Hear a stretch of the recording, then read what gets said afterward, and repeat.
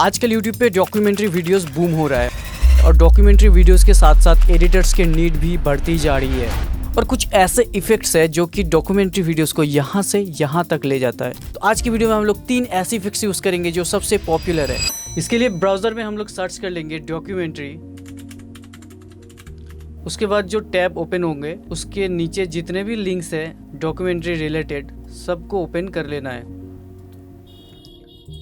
और ये जो पेजेस है इसको तुम कीबोर्ड का प्रिंट स्क्रीन से तुम स्क्रीनशॉट लेते जाओ।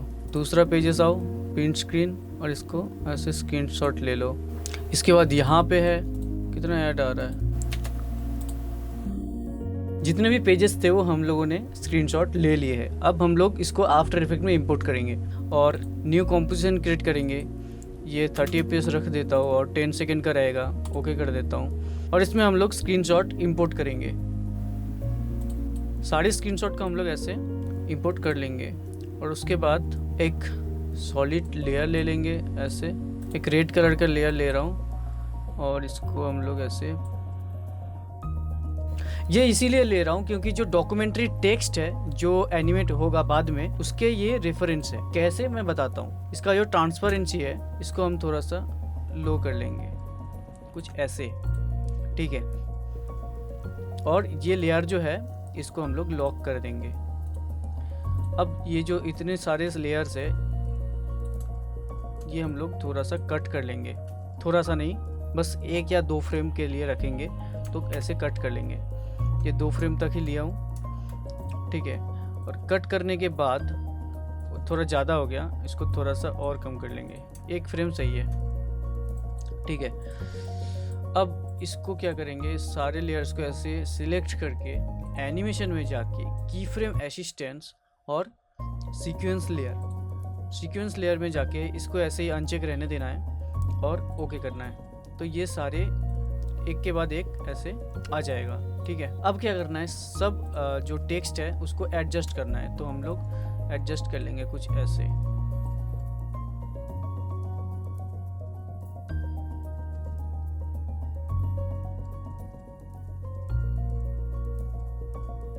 ओके तो जितने भी लेयर्स थे वो सारे अलाइन हो चुका है डॉक्यूमेंट्री टेक्स्ट को सेंटर में रखते हुए। लेकिन अब तुम लोग एक क्वेश्चन करोगे कि भाई तुमने तो सब जो इमेज है वो सबको जूम कर लिया, क्या हो अगर ये जूम ना हो तो जो लेफ्ट और राइट साइड में जो ब्लैंक स्पेस रहेगा उसके लिए हम लोग क्या करें, ठीक है।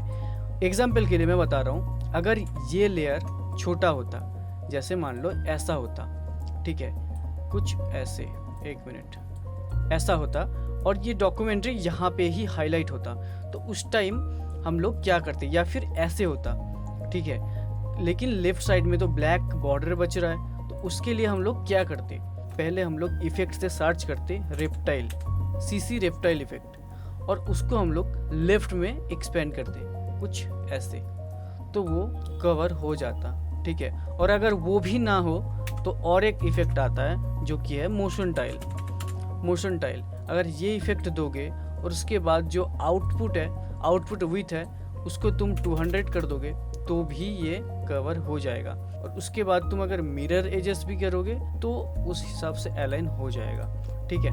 तो ये सारे तरीके हैं। अब हम लोगों का इतना तो हो चुका है, तो हम लोग ये जो रेफरेंस लिया था स्टार्टिंग में इसको हम लोग डिलीट कर देंगे, इसको अनलॉक करेंगे और डिलीट कर देंगे। तो ये हम लोग का हो चुका है। इन सबको एक साथ सिलेक्ट करके हम लोग कंट्रोल शिफ्ट और सी प्रेस करेंगे और उसके बाद ये इसको मूव ऑल एट्रीब्यूट करके ओके कर देंगे, तो ये सारे पिकअप हो जाएगा, ठीक है। तो कुछ ऐसे देखने को मिलेगा, कुछ ऐसे। अब दिक्कत ये है कि तुम लोग बोलोगे अरे भाई इतना मेहनत करने के बाद ये 2 सेकंड में ही ख़त्म हो गया, तो इसके लिए सॉल्यूशन क्या है, बस राइट क्लिक करो, time enable time remapping on करो। इनेबल टाइम रीमैप करते ही 2 की फ्रेम ओपन हो जाएगा।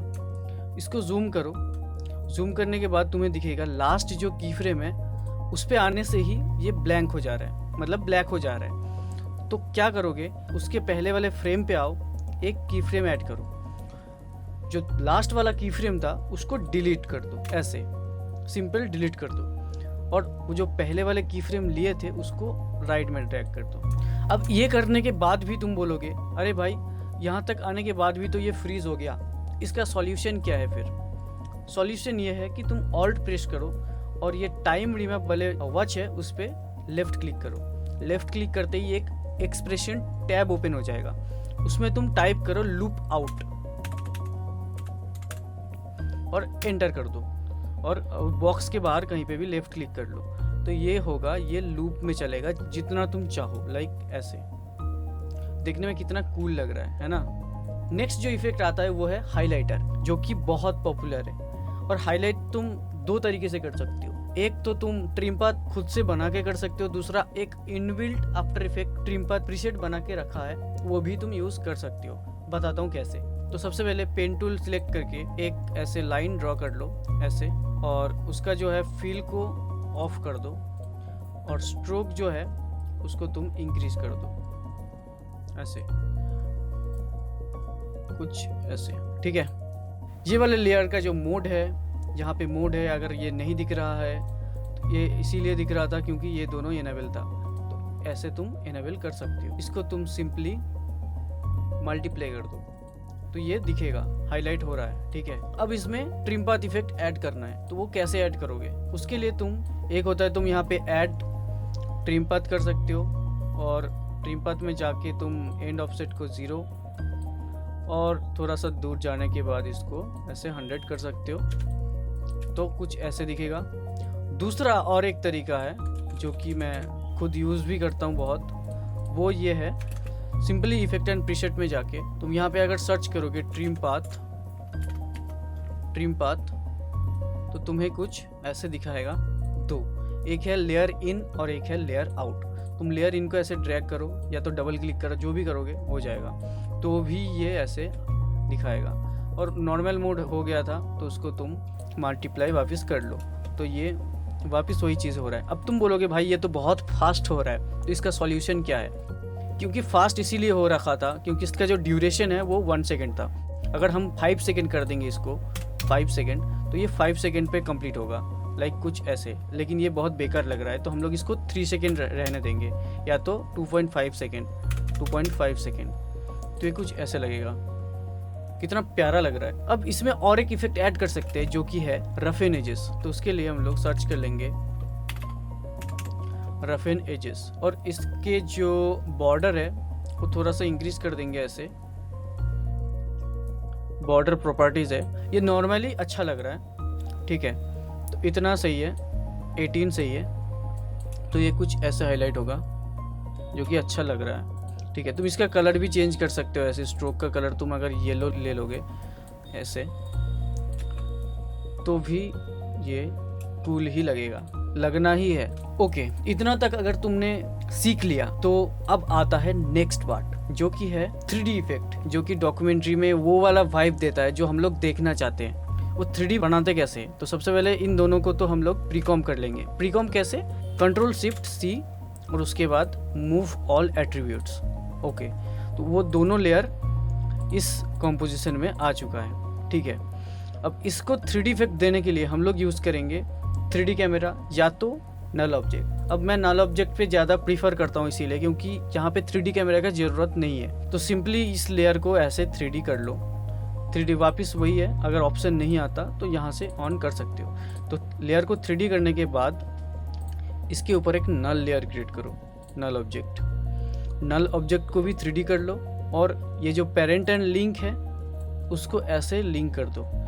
लिंक नल पे इसीलिए करना है क्योंकि नल है पेरेंट, नल जो काम करेगा वो ये करेगा, तो इसके लिए नल पे लिंक करना पड़ेगा तुम्हें। तो नल पे लिंक कर लेने के बाद नल लेयर को सिलेक्ट करो और P प्रेस करो, इससे तुम्हारा XYZ पोजीशन ओपन हो जाएगा। सब में की फ्रेम ऐड करो, उसके बाद R प्रेस करके ये जो रोटेशन ओरिएंटेशन है इस पे भी की फ्रेम डाल दो। उसके बाद नल लेयर को सिलेक्ट करके U प्रेस करो। U प्रेस करने से सारे जो की फ्रेम्स है वो ओपन हो जाएगा, और इन सब की फ्रेम्स को स्टार्टिंग में ले आओ, और कुछ दूर जाने के बाद तो Z पोजीशन में ऐसे घुमा दोगे तो इसका जो साइड्स है वो कट हो रहा है।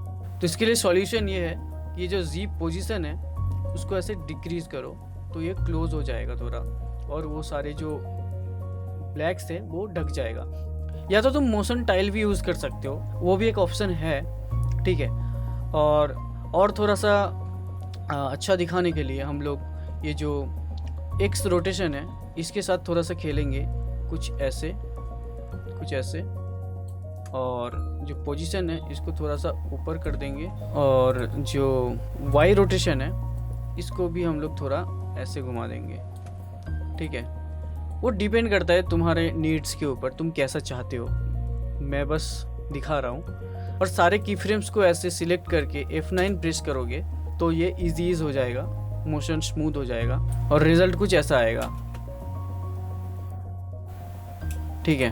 वीडियो से कुछ सीखने को मिला तो कमेंट में बताओ, और अगर मैग्नेट्स मीडिया जैसे 3D स्टाइल एडिटिंग सीखना चाहते हो तो मेरे ये वीडियो को चेक करो और यहाँ से तुम्हें सारी चीज़ें समझ में आ जाएगा।